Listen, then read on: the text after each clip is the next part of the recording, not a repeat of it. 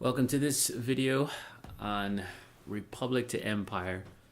So we've got into Rome a little bit of geography, a little bit of government. Now we're going to see how all of a sudden it went from a republic to an empire.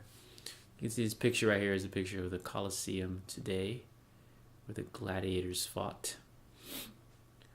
The main guy we're talking about here, folks, is Julius Caesar. This is a statue of him. He was considered one of the greatest generals in Roman history. And this statue is in Italy, of course. We also call that a bust when it's kind of small like that. Our objective here is to describe how Julius Caesar rose to power in Rome. So how did he become dictator is what we're looking for. Summary questions, you have to fill in the rest of them. Who was blank and how did blank? Let's look at our building background. Although the government of Rome as a tripartite republic did work for hundreds of years, by the 1st century BC it was in trouble. Politicians looked for ways to solve the problems. Philosophers offered ideas too. In the end, however, the republic could not survive the great changes that were taking place in Rome, and so it changed from a republic to an empire. Well, let's see, by the 1st century, so we got BC, and we got Rome, I believe. All right, let's see. Remember, BC means before Christ. Politicians are just people who are involved in politics and government. Philosophers are people who ponder things. They think about life and everything, really, and try to come up with either solutions to problems or just ideas about what life is like. All right, let's see here. We got a question. What did the Roman Republic eventually become?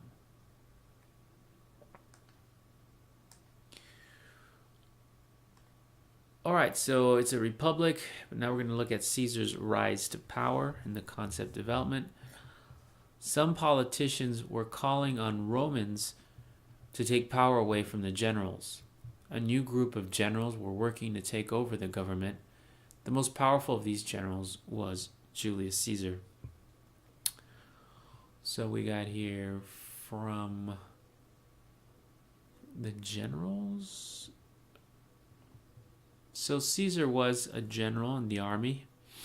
I believe he also served as a consul. That's about it for those words. Let's look at the question. Who was the most powerful general? Wow, that's too easy. All right, next paragraph. Caesar was probably the greatest general in Roman history. Other Romans admired him for his bravery and skill in battle. At the same time, his soldiers respected him because he treated them well. Between 58 and 50 BC, Caesar conquered nearly all of Gaul. Gaul was a region that included much of modern France, Germany, and northern Italy, and part of Britain. Caesar's military successes made him a major figure in Roman politics. So Gaul, also, I think I'll show you a map of Europe, and I'll show you where Gaul is in a second here. But Gaul was not easy to conquer. In fact, the Gauls would later go on to conquer Rome. Why is Caesar considered a great general?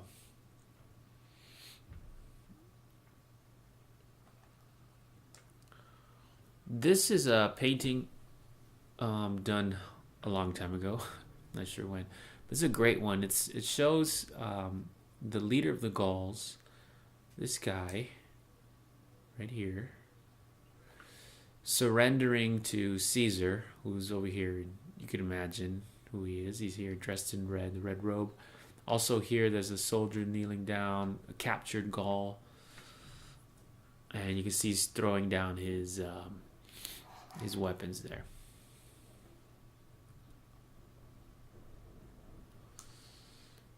So like I said, this is a map here of Europe. All the green is Roman territory, and the yellow would be where Gaul was. And the Gauls would try to invade Rome all the time. And Caesar actually went up to Gaul and conquered them. All right, let's look at the next paragraph in our paper here. So at the bottom, Caesar also had powerful friends. Before he went to Gaul, he made an agreement with two of the most powerful men in Rome, Pompey and Crassus. The three agreed to work together to fight against the Senate. Together, Caesar and his allies changed the course of Roman history. Roman history is the term. So look at this. This is a great word here, allies. That just means, it means like friends, or people really that will have your back. Or in this case, it's like in terms of war, they will side with you in when war comes along. Let's look at the question. Who were Caesar's allies? Two questions actually, and then what did they want to do together? The first Roman triumvirate. So here are the guys. I believe this is Pompey. This is Crassus, and this is Caesar.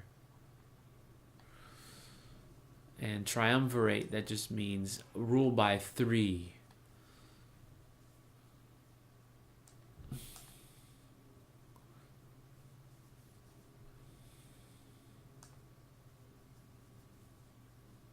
Oh, no, that was Pompey. I was wrong.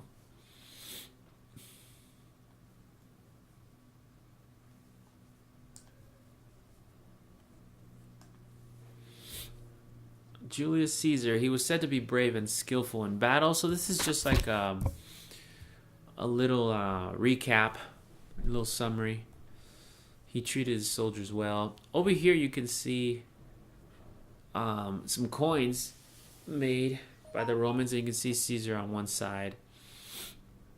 And this picture here of a woman, it's probably a goddess, carrying what looks to be like some kind of feathered creature.